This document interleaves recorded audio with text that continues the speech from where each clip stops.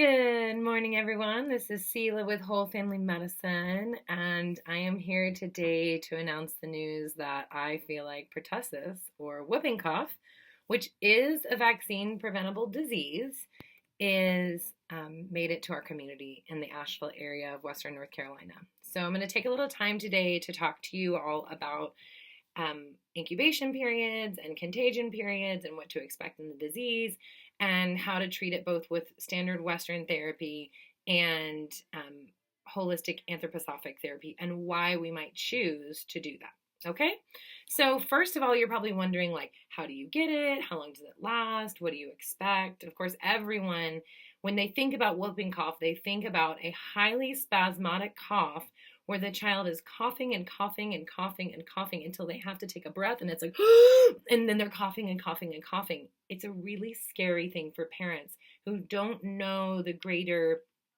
context of what's going on to witness.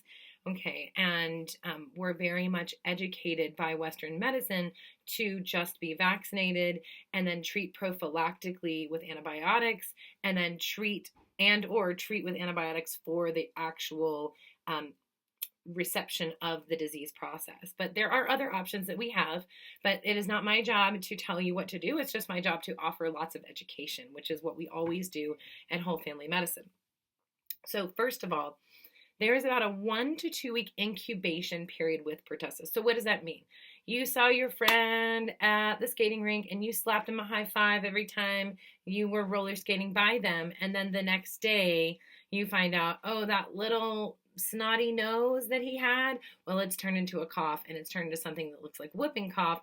Mama took Johnny to the urgent care and got diagnosed, and now you know that you've been exposed. So you can expect to see the first symptoms in 1 to 2 weeks from the event at the skating rink. Okay, now what happens first? We see something that appears in a catarrh-like fashion. So catarrh is inflammation, swelling, and discharge, typically of the nose, but also of the chest. So you're going to see what we would commonly think of as a kind of like snotty, stuffy nose. Maybe it's going to turn into a sinus infection. Maybe it's going to turn into an ear infection, and a deep chest cough with lots of rattly, junky stuff moving around in there.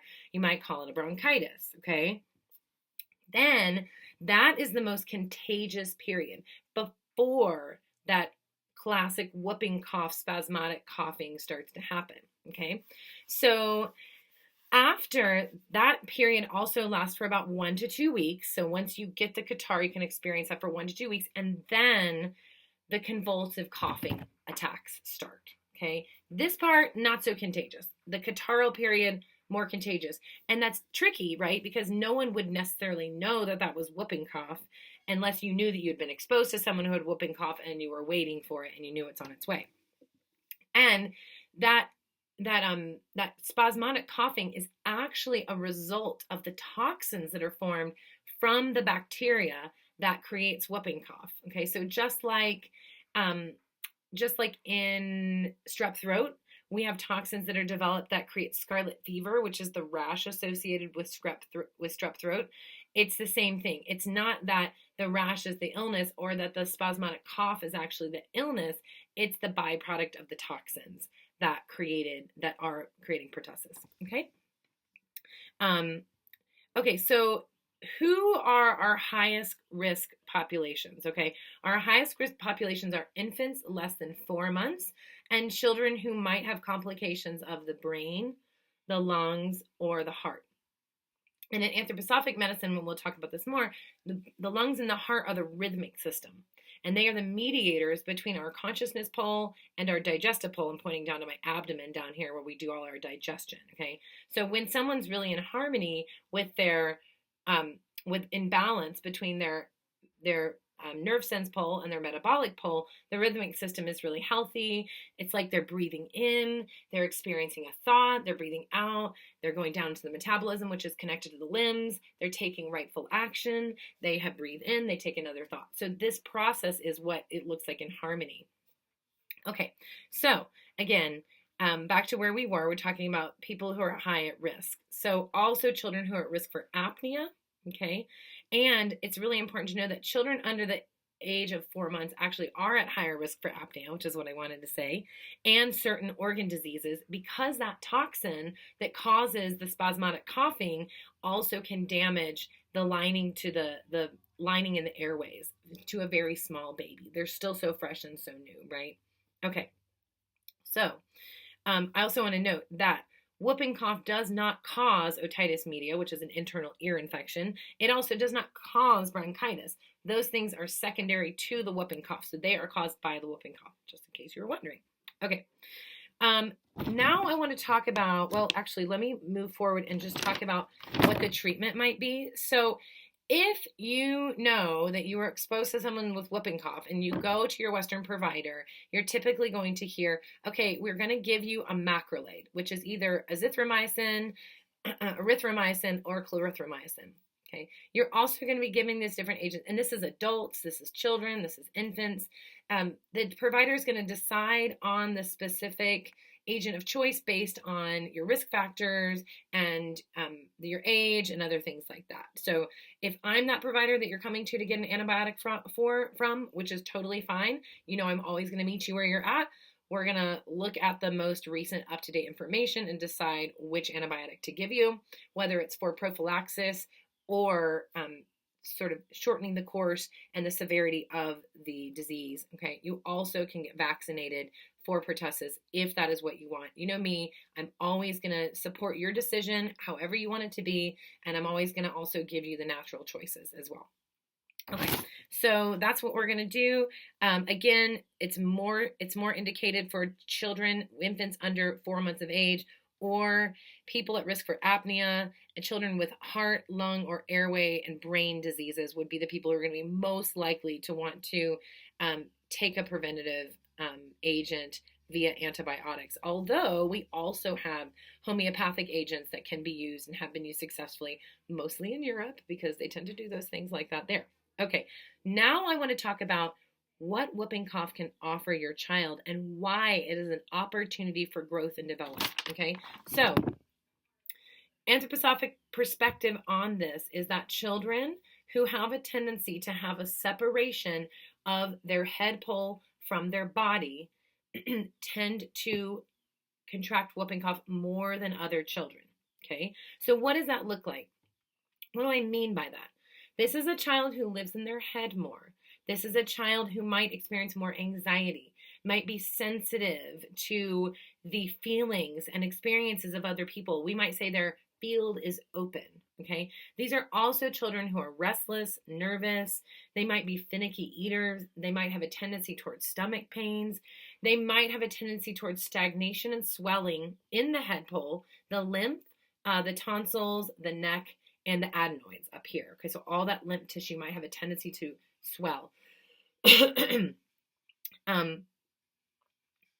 Also, in older children, we might see more headaches. Okay, so this is the kind of child. The way that we look at this in anthroposophic medicine is that this is the kind of child who has not made their body their home yet. And we talk about this a lot in the practice, but just to for those of you who are unfamiliar with this idea, during the first 7 years of life, through fever, through play, through movement, we take the inherited body that we receive from our parents and we make it our own. It's remodeled through warmth and inflammation. And that's why we are really supportive of allowing children to have fevers without using fever reducers, because this is really about the integration of the soul and the spirit into the physical body for the rest of their lives. Okay, so you all, adults know plenty of people who are anxious, have trouble feeling into their body, they live more in their head. We don't want that for our children. We want a fully integrated, balanced, and aligned human being to be walking on this earth, understanding and receiving their direction and guidance from their God, their higher power, however you see it, being in communication with their angels and ancestors about what to do, so they're not confused or disoriented. They know what they're doing in this life, and they are living a life of purpose, and they are thriving. And this is what we want for all people. So we definitely want this for our children. So those children, especially those children who are after age 7, but even those who are before, who are showing these tendencies, we want to allow them to have this process if at all possible. Now, mom and dad, you have to understand that this is a little bit of a separation and an independence gesture away from you. Doesn't mean they're ready to go to college yet. It just means that they're ready to take that physical body that you gave them and make it their own. So your trust and faith in this process is so important, that you don't become so fearful that you hold them and cloister them. You allow them to breathe. You allow them to have these coughing processes. And we're going to talk about remedies that you can use to support this process. And we can even get you some remedies for your anxiety about the process that's going on. But what I really want to say is that a child who has lived in their head, been more anxious, been more finicky, had more belly aches, been a picky eater, low appetite, has the possibility of going through this illness and on the other side, more clear language development, especially if they were stuttering beforehand, a change in appetite, a sense of emotional peace, and generally the feeling that they are more at home in their body. That is what we could expect if we allow this disease process to fully run its course, okay? So what are some of the tools that we have? So Anthroposophic Medicine has given us some really wonderful guidance on the tools that we have for whooping cough. First of all, if we want to do a homeopathic prophylaxis, Drosera in dilution 30, 5 pellets one time, or Pertussinium in dilution 30, 5 pellets one time. I do not have these remedies in my office. We can talk about getting them. We can probably order them from Europe. There might be an American supplier of these higher potency Drosera and Pertussinium. This would be a one-time dose as prevention. Not a bad idea for all of us, as we are probably going to encounter pertussis out in the world. Okay, for children that are at risk, for parents who choose to not use an antibiotic prophylactic, we could use, and children who are at risk for apnea, we could use Pertussis stibiatus, a D6. That would be 5 drops 5 times daily through the course of the exposure.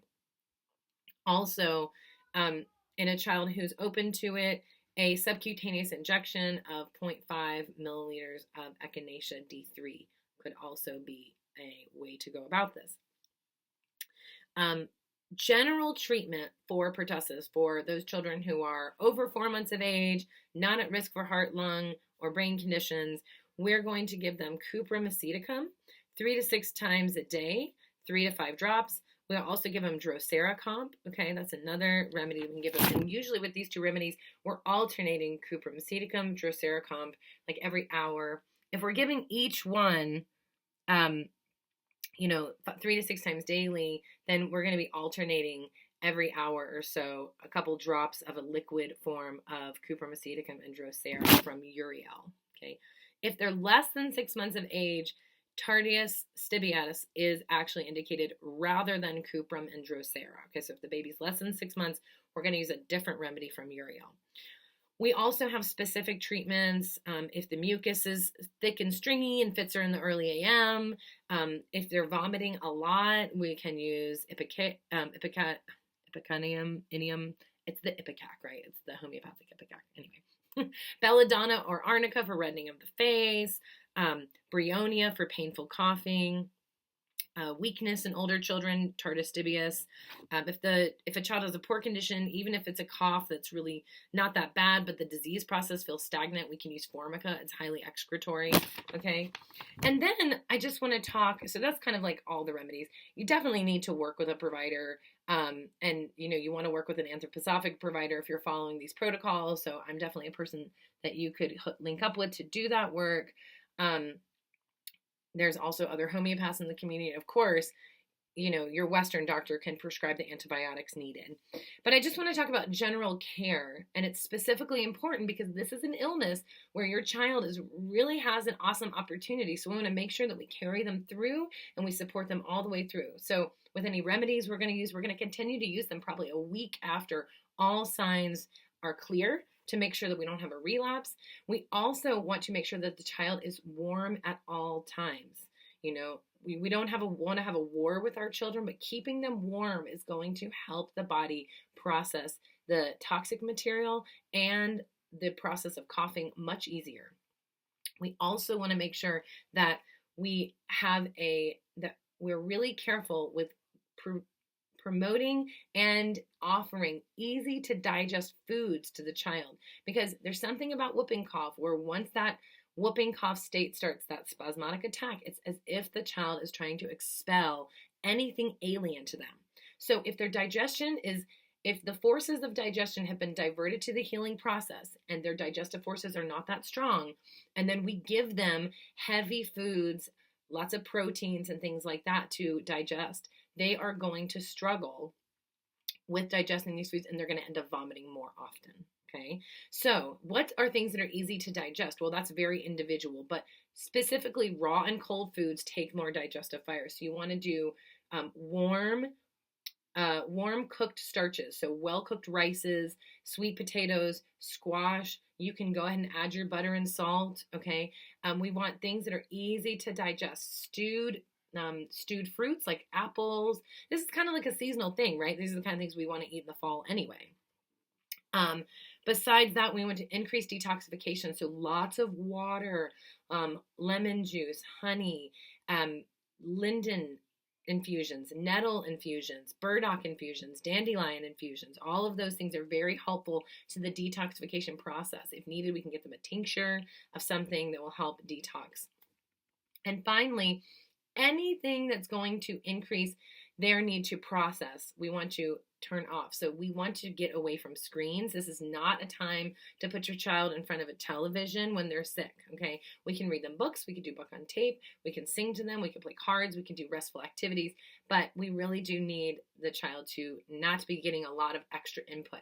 That means, let's really watch our energy around the children. Let's keep things calm and tranquilo, as they say in Costa Rica. Really chill for the children, okay? Nothing extra to digest spiritually, visually, auditorily, and through the mouth. What to say? This is an awesome opportunity. It's scary as a parent. It's like, whoa, what am I going to do if my kids get whooping cough and I'm trying to work? How's this going to go, right? So we all have to make our individual choices about how we want to respond to this opportunity. But if you have a child who specifically is struggling to anchor themselves in their body, if they have ADD, if they have ADHD, if they have autism, if they're anxious, depressed, having stomach problems, having headaches, having digestive disorders, this might be the opportunity, stuttering, language and speech disorders, this might be the opportunity for them to actually fully embody themselves and find some balance and healing in that way. If you need to, use the prophylactic antibiotic. If you need to, use the antibiotic. If you want to, use the homeopathic remedies. Use some herbal remedies. I'm sure that there's also, herbal remedies for pertussis. This is just not, my wheelhouse, and I like to offer the anthroposophic perspective because it's so less known. But really remember, this is an opportunity for your child's spirit to grow and expand and to make the beautiful physical body that you gave them, remodel it and make it the most comfortable home for their spirit and soul for the rest of their life. So if you don't know me and you're watching this video, you can reach me at www.wholefamilymedicine.org or reach out to Christine, our nurse, at wholefamilymedicine@gmail.com for purchasing remedies, for getting consultations, for anything that you need. May you all make clear choices. May you all be well. May you all have the support that you need while you're supporting your children and yourself through this process.